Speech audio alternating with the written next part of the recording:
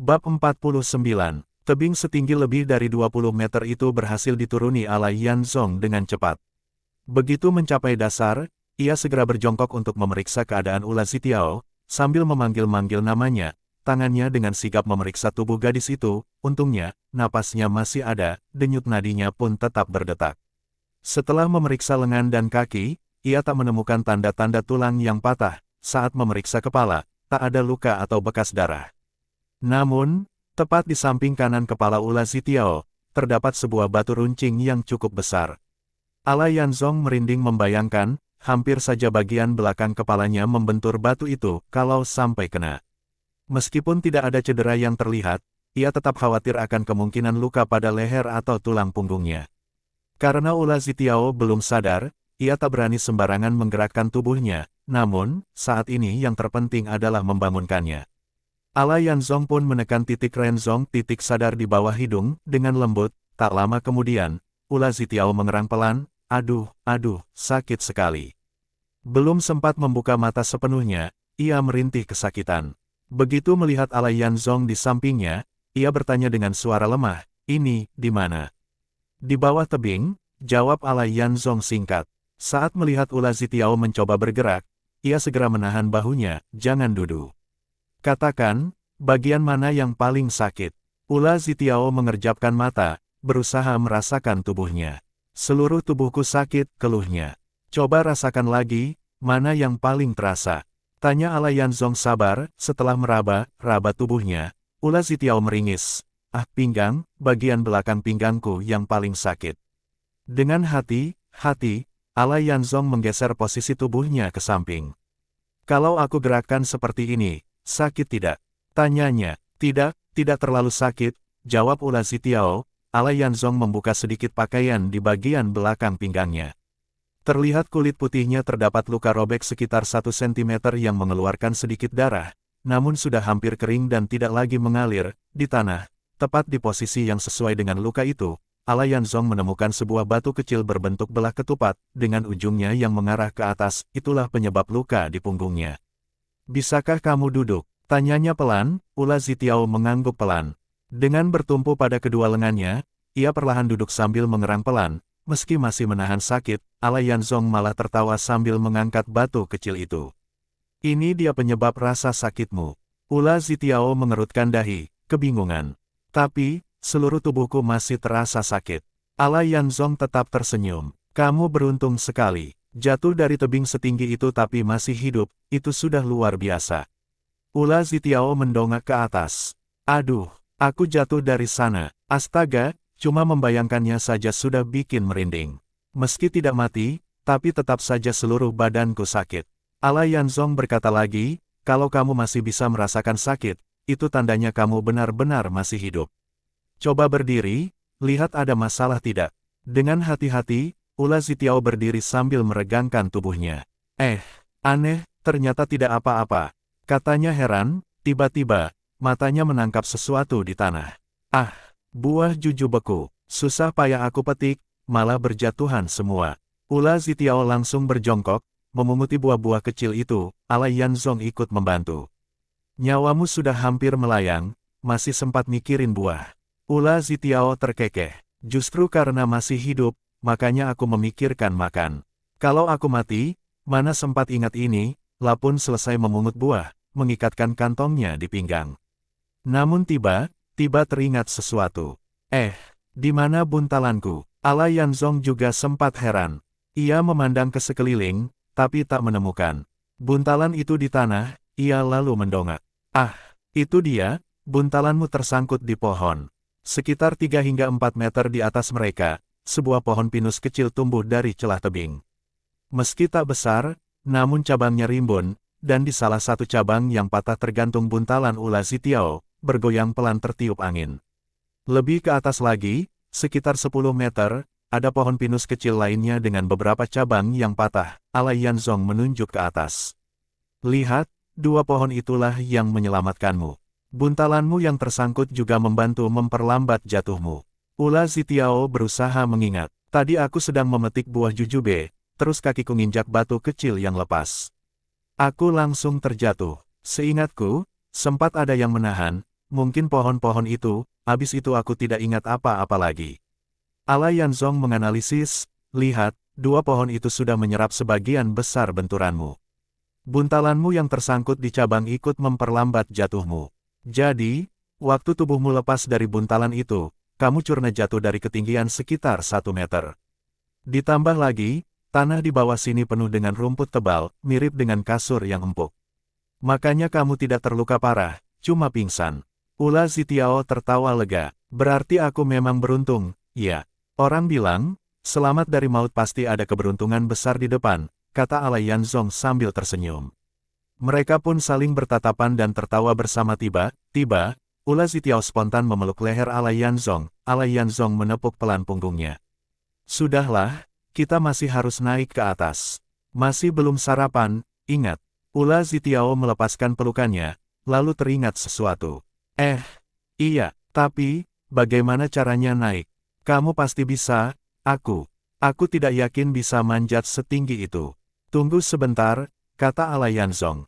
Dengan satu lompatan, ia menjejakkan kaki kanannya ke dinding tebing, meraih buntalan yang tergantung di cabang pohon yang patah, lalu mendarat dengan mantap di tanah. Ia melepaskan buntalan miliknya dan berkata, ayo, kamu bawa buntalan ini. Aku akan menggendongmu naik. Ula Zitiao mengangguk. Sepertinya memang cuma itu caranya. Ia menyilang kedua buntalan di bahunya, lalu melompat dan menempel di punggung Ala Yanzong, melingkarkan tangannya di leher dan kedua kakinya di pinggang Ala Yanzong. Pegangan yang kuat, jangan sampai lepas, pesan Ala Yanzong, tanpa membuang waktu. Ia mencengkeram celah-celah batu dengan tangannya. Kedua kakinya mencari pijakan di dinding tebing. Dengan gerakan yang terlatih, ia mulai memanjat, tangan dan kaki bergantian bergerak naik. Ia memilih jalur yang paling aman, kadang bergeser ke kiri atau ke kanan mencari pegangan yang kokoh. Dua pohon pinus di tebing membantu pergerakannya. Dalam waktu singkat, ia sampai di atas. Tangan kanannya meraih akar pohon jujube untuk pegangan terakhir, lalu melompat ke atas tebing dan mendarat dengan stabil. Melihat Ula Zitiao masih erat memeluk lehernya, Ala Yanzong berkata, sudah sampai, turunlah. Sudah sampai, tanya Ula Zitiao pelan. Ala Yanzong menoleh dan melihat gadis itu masih memejamkan mata, memegang erat lehernya, ia menepuk tangan Ula Zitiao. Sudah aman. Barulah Ula Zitiao membuka mata dan melepaskan pelukan, turun dari punggungnya. Saat mereka kembali ke gua kecil di kaki bukit, pelayan penginapan sudah sibuk menikmati daging musang yang dipanggang. Ula Zitiao, yang sejak tadi sudah mencium aroma harum itu, tak tahan untuk bertanya, wah, harumnya. Daging apa ini? Ala Yanzong tersenyum jahil. Daging bau, tapi kamu malah bilang harum. Daging bau, apa maksudmu? Tanya Ula Zitiao kebingungan. Namun, saat melihat kulit musang yang tergeletak di samping perapian, ia tertawa dan memukul ringan lengan Ala Yanzong. Oh, ini kan si musang yang suka kentut bau itu. Mereka bertiga tertawa. Bersama, pelayan itu mempersilakan mereka duduk. Ayo makan, masih banyak. Ula Zitiao melepas buntalan dan kantong kecil di pinggangnya, mengambil buah jujube dari dalamnya. Kalau dimakan bersama buah ini, pasti lebih segar dan asam-asam enak. Katanya bersemangat, melihat kantong penuh jujube itu, hati Ala Yanzong terasa hangat bercampur haru. Untuk sekantong buah itu, dia tadi hampir kehilangan nyawa, pikirnya. Mereka pun makan daging panggang bersama buah jujube, sesekali minum air dari mata air kecil di dekat gua. Setelah kenyang, Ula Zitiao berkomentar, daging ini tidak cuma wangi, tapi rasanya juga enak sekali. Jauh lebih lezat daripada daging kering kita. Pelayan itu tertawa, menunjuk ke arah sebuah bungkusan kertas minyak di sampingnya. Aku bawa banyak bumbu. Mereka membuka bungkusan itu, di dalamnya ada garam, bubuk jintan, lada, dan beberapa rempah lainnya. Melihat aneka bumbu itu, ketiganya tertawa terbahak-bahak. Saat koki di penginapan desa nelayan masih ada, pelayan itu sering membantunya di dapur. Setelah sang koki pergi, ia pun merangkap sebagai koki sekaligus pelayan penginapan. Ula Zitiao bertanya, sampai sekarang kami belum tahu namamu. Siapa sebenarnya namamu? Masa kami harus terus memanggilmu, pelayan? Pelayan itu tertawa, namaku memang Xiaoyi. Aku anak kedua di keluarga, makanya dipanggil begitu. Tapi tenang saja, margaku bukan Dian, Toko, margaku Anla. Ketiganya pun tertawa lepas bersama lagi. Bab 50. Setelah makan, ketiganya bersiap memanggang daging rusa. Anla Xiaoyi mengeluarkan pisau dapur, mengalirkan darah rusa, lalu meletakkannya di atas batu besar yang datar dan mulai memotong.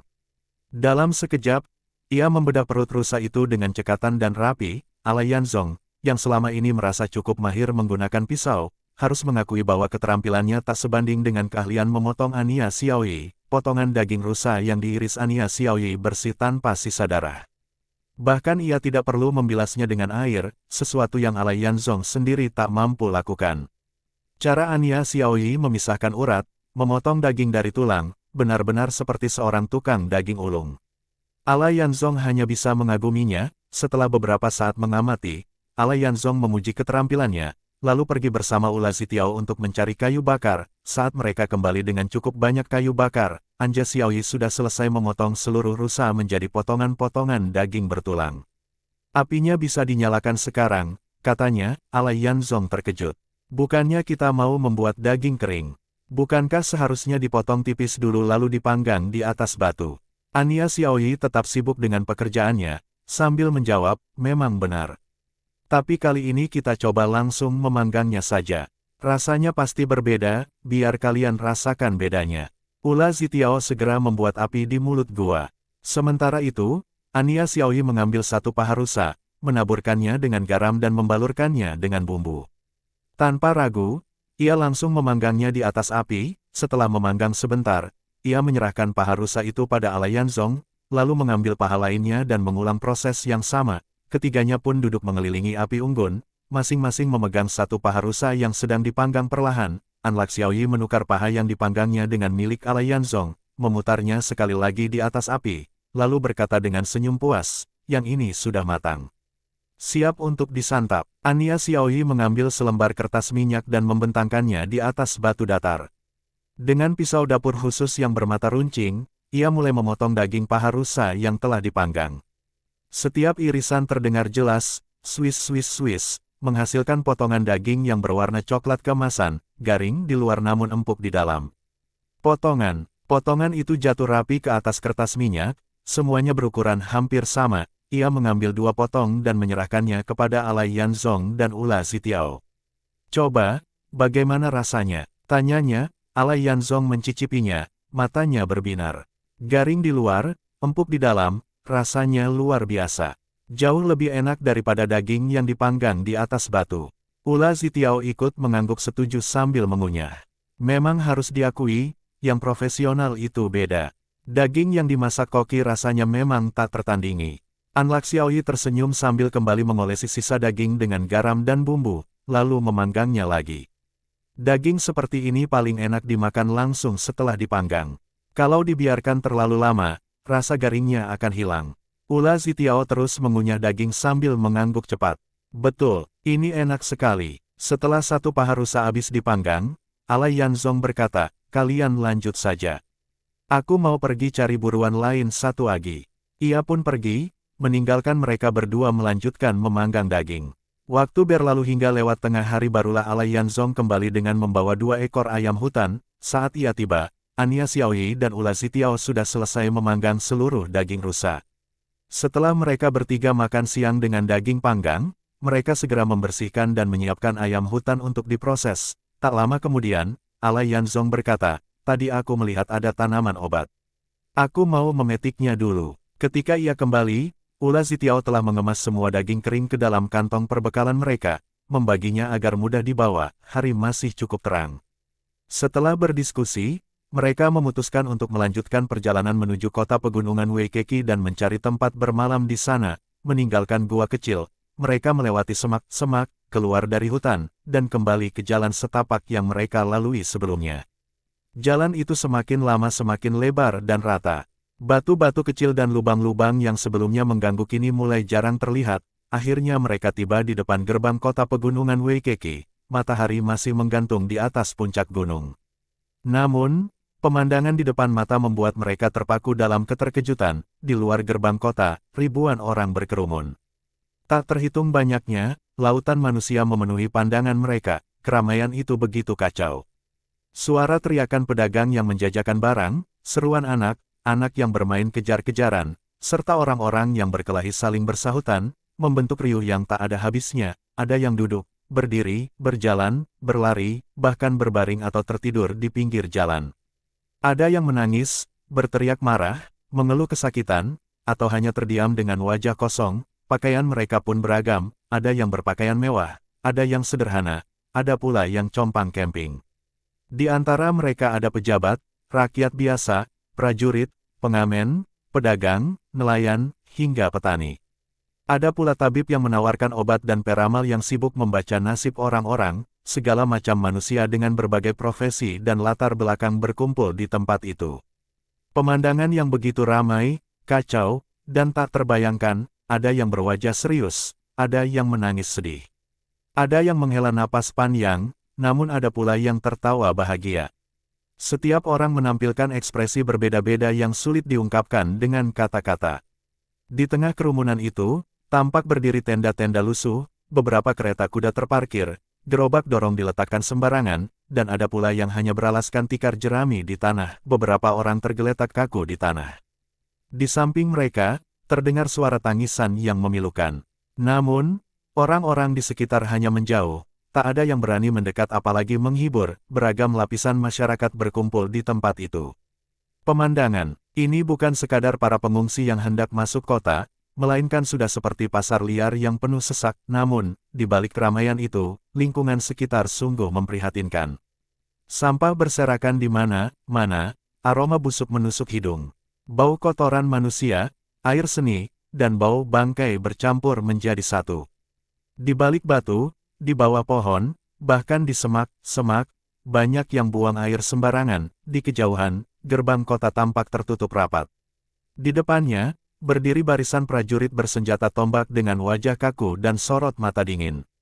Terlepas dari betapa ricuhnya keadaan di luar, mereka berdiri tak tergoyahkan, seolah tak terpengaruh. Melihat semua itu, Ala Yanzong sangat terkejut. Begitu banyak pengungsi berkumpul di luar kota, tapi tak ada satupun pejabat yang turun tangan. Semuanya dibiarkan terlantar tanpa aturan. Yang lebih mengkhawatirkan, di tengah kerumunan padat ini, ada beberapa orang yang sudah terjangkit wabah. Bahkan sudah ada beberapa yang meninggal. Dengan kerumunan sebesar ini, bayangkan seberapa cepat penyakit itu akan menyebar. Ingin tahu lebih lanjut, Ala Yanzong mendekati seorang pedagang ubi panggang. "Tuan, apa yang sebenarnya terjadi di sini?" tanyanya. Pedagang itu menghela napas, lalu menjelaskan, sebagian besar pengungsi ini berasal dari arah timur. Awalnya, kota pegunungan Waikiki membiarkan mereka masuk.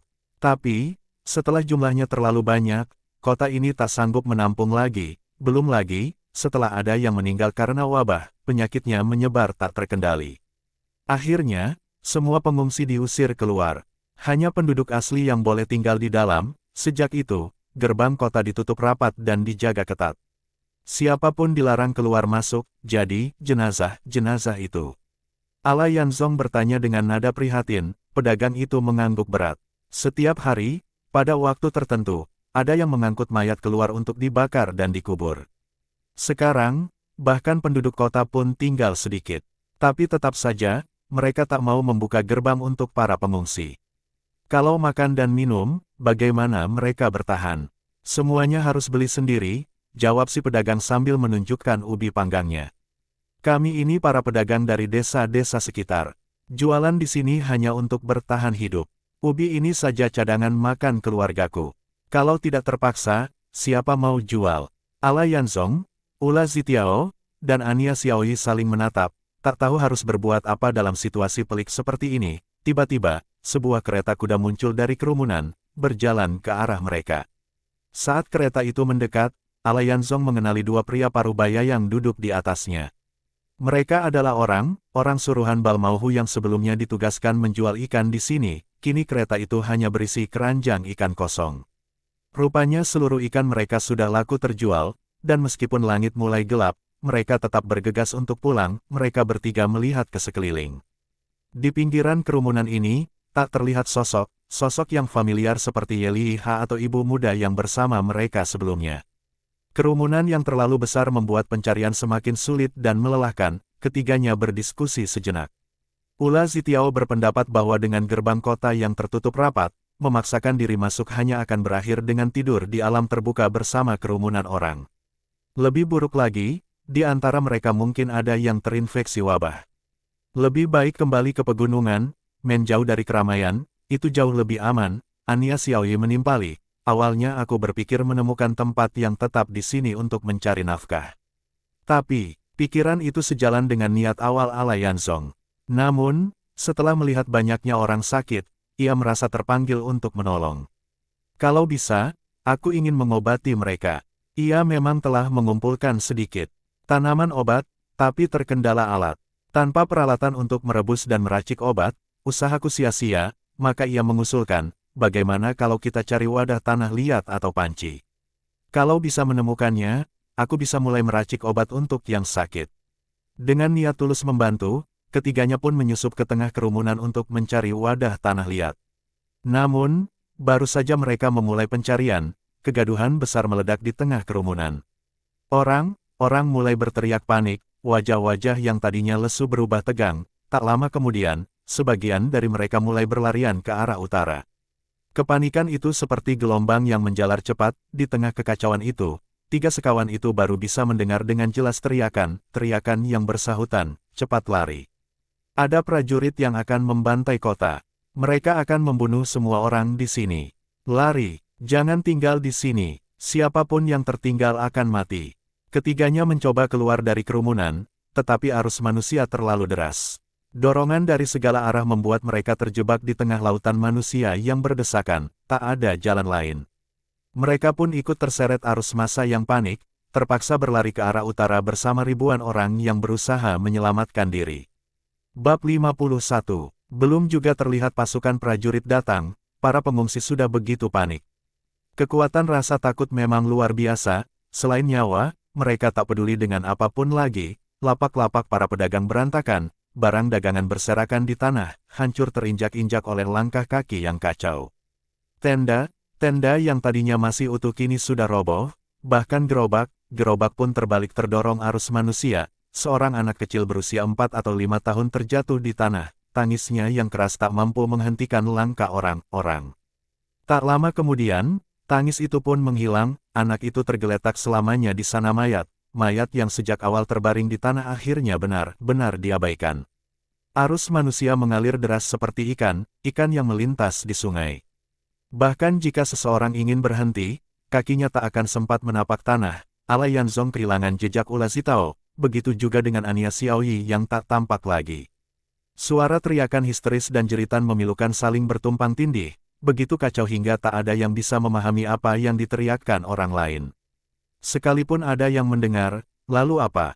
Tak ada seorang pun yang mampu menghentikan langkah para pengungsi yang berusaha melarikan diri, meski Ala Yanzong ahli dalam ilmu meringankan tubuh, namun ia pun tak bisa mengendalikan arah geraknya di tengah arus manusia ini. Ia bingung dengan kepanikan yang terjadi, kenapa prajurit pemerintah harus membantai kota lagi. Kekejaman seperti ini hanya akan membuat negara semakin hancur. Namun, saat ini Ala Yanzong tak sempat memikirkan semua itu. Yang paling penting baginya sekarang adalah mencari Ula Zitao.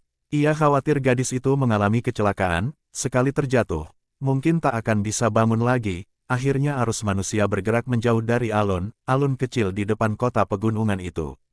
Kepadatan mulai berkurang, meskipun para pengungsi masih berlari, namun mereka tak lagi berdesakan. Ala Yanzong mencoba berhenti untuk mencari Ula Zitao. Namun, baru saja ia memperlambat langkah, seseorang dari belakang menabraknya. Ia masih tetap berdiri, sementara orang yang menabraknya justru terjatuh. Jika tidak segera bangun, orang itu mungkin akan terinjak-injak sampai mati di jalan gunung ini. Dengan sigap, Ala Yanzong menarik seorang pemuda dan seorang wanita parubaya yang terjatuh itu, mendorong mereka agar terus berlari. Ia sendiri tak punya pilihan selain mengikuti arus orang banyak. Melihat ada batu setinggi orang di pinggir jalan, Ala Yanzong melompat naik ke atasnya. Dari tempat tinggi, selain menghindari tubrukan, ia juga bisa mencari Ula Zitao di tengah kerumunan orang. Mungkin karena kelelahan, akhirnya arus manusia melambat. Dengan cemas, Ala Yanzong menatap ke sekeliling, matanya menyapu kerumunan orang, lalu, Ula Zitao muncul. Dari kejauhan, ia melihat Ala Yanzong berdiri di atas batu dan segera melambaikan tangan sambil berteriak memanggilnya. Ala Yanzong hanya bisa mendengar teriakan Ula Zitao, tetapi tak dapat memahami apa yang dikatakannya. Suara riuh kerumunan orang telah menelan suaranya. Namun, itu sudah cukup. Yang penting, ia tak kehilangan Ula Zitao. Saat Ula Zitao mendekati batu besar, Ala Yanzong segera meraih tangannya dan menariknya ke atas. Ia melihat kondisi Ula Zitao tampak sangat berantakan. Tongkat putihnya entah kemana. Menurutnya, tongkat itu terinjak orang, terlepas dari tangannya, dan tak sempat diambil kembali. Kantong kain berisi daging telah dirampas orang. Tas kecil di pinggang yang berisi kurma asam pun hilang terdorong kerumunan orang. Untungnya, pedang melengkungnya masih ada. Melihat Ula Zitao masih hidup, Ala Yanzong pun merasa lega. Ia memeluk gadis itu erat-erat, bahkan tanpa sadar air matanya mengalir membentuk 2 garis di pipinya. Kerumunan di belakang mereka semakin jarang. Kebanyakan dari mereka adalah orang tua, anak-anak, orang sakit, dan yang lemah, berjalan terlatih-tatih sambil saling membantu. Sebagian dari mereka terus-menerus terbatuk, namun, hingga saat ini mereka tak melihat Ania Xiaoyi. Bahkan Ye Liheng dan orang-orang yang mereka kenal pun tak tampak. Langit mulai gelap, Ala Yanzong dan Ula Zitao melompat turun dari batu besar, mengikuti sisa-sisa arus manusia. Setelah berjalan cukup jauh, akhirnya mereka berhenti. Ula Zitao bertanya, "Kita ini mau kemana?" Ala Yanzong mengangkat kedua tangannya, tersenyum pahit. "Entahlah. Kita hanya terbawa arus. Tak ada tujuan pasti." Ula Zitao menengadah, menatap langit yang mulai gelap. "Malam akan segera tiba. Kita harus cari tempat bermalam. Itu yang paling penting sekarang." Ala Yanzong pun memeriksa sekeliling. Di depan, ada jalan pegunungan yang mengarah ke utara. Arus manusia masih terus bergerak ke sana. Di belakang, tampak kota Gunung Weikeki. Meski jaraknya tak terlalu jauh, namun pegunungan sudah menutup pandangan ke sana. Ke arah timur, terbentang sebuah tebing curam dengan lembah di bawahnya.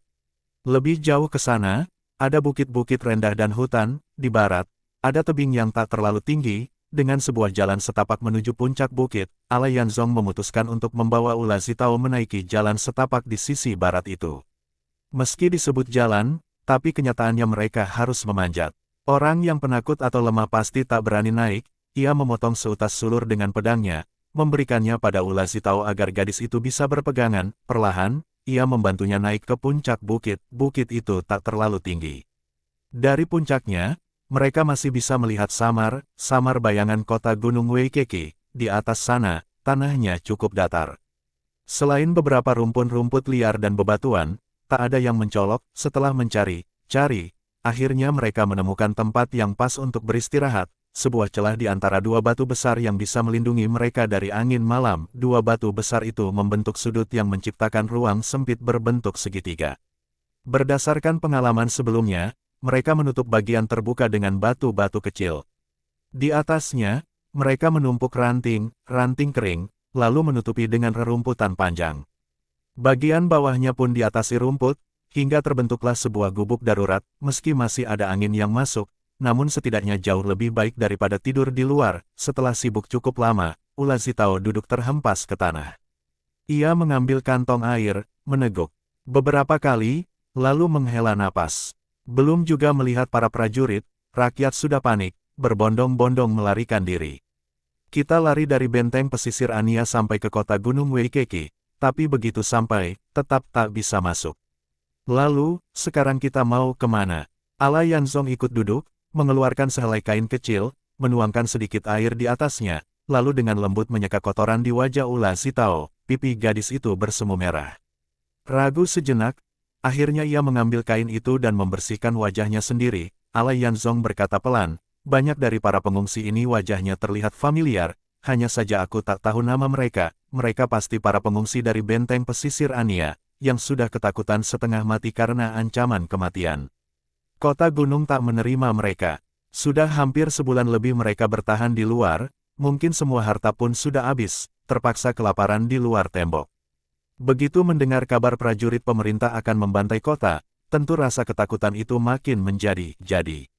Naluri untuk bertahan hidup mendorong mereka lari. Entah kabar itu benar atau tidak, melarikan diri adalah pilihan pertama. Tadinya kita berharap bisa menetap di kota ini, tapi melihat keadaan seperti ini, harapan itu seperti gelembung sabun, baru sebentar sudah pecah. Sekarang, tampaknya terus melarikan diri adalah jalan satu-satunya. Setelah wajahnya bersih, pesona asli Ula Zitao kembali terlihat. Ia terlihat lebih tenang, meski masih ada kelelahan di wajahnya, tapi setidaknya ia tampak lebih segar. Kamu ingin menggunakan keahlianmu untuk mengobati para korban wabah, katanya pelan, tapi tanpa tempat yang tetap, tanpa alat, tanpa obatan, semua itu hanya angan-angan belaka. Arus pengungsi terus bergerak, kita pun hanya bisa terbawa arus. Kita harus memikirkan ini baik-baik, kemana kita akan pergi. Kemana kaki ini akan berhenti? Langit semakin gelap, hanya ada cahaya samar bulan yang menggantung di angkasa. Alai Yanzong merogoh kantong kain, mengeluarkan daging rusa kering. Ia dan Ula Zitao perlahan mengunyahnya, sesekali meneguk air dari kantong. Wabah penyakit telah menyebabkan dunia ini menjadi kacau, gumamnya. Pemerintah tak mampu mengendalikannya, rakyat pun kehilangan pegangan. Pengungsi tercerai-berai, tak ada tempat aman bagi mereka. Akhirnya kita pun ikut hanyut, hidup tanpa tujuan pasti. Tapi, untungnya kita masih bisa mencari makan, setidaknya tak akan mati kelaparan. Di bawah sinar bulan yang redup, Alai Yanzong tersenyum getir. Hatinya dipenuhi keputusasaan. Ia masih tak bisa memahami sepenuhnya, benteng pesisir Ania telah jadi kota mati karena pembantaian. Apakah demi mempertahankan kekuasaan, raja yang kejam itu ingin membunuh semua orang yang berpotensi terjangkit wabah? Pertanyaan itu berputar-putar di benaknya, tanpa jawaban.